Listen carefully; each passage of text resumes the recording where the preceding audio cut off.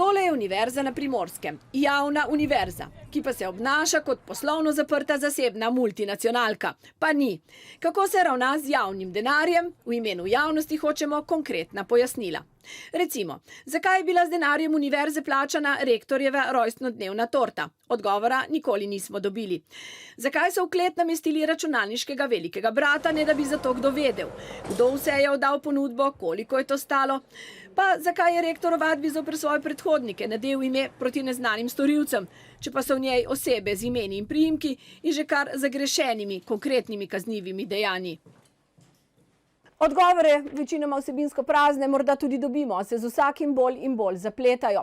Računalniški primer, povejo nam, da sodi v ta in ta projekt, na ministrstvu pa to odločno zanikajo. Zahtevamo dokumente, razpise, pogodbe, pa nam odgovarjajo s pismom zaposlenim, v katerem naj iščemo odgovor, ali pa, da jih ne bomo dobili, ker so poslovna skrivnost in najprej izkažemo pravni interes.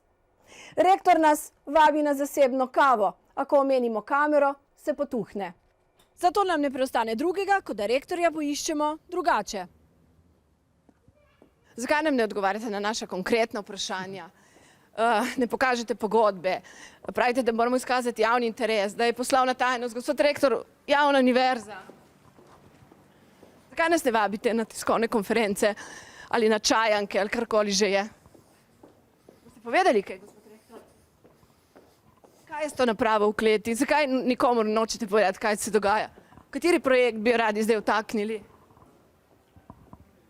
Rektor torej moči, je pa zato toliko bolj glasen njegov hišni odvetnik, ki se mu denarnica na račun univerze dnevno debeli. V imenu rektorja poskuša novinarje, ki Marušiču niso po godu, onemogočiti enega za drugim. Samo v zadnjih dneh je proti naši hiši vložil 4 tožbe in več drugih zahtevkov. Koliko to stane in kdo bo znesek poravnal, tudi tega odgovora od javne univerze nismo dobili.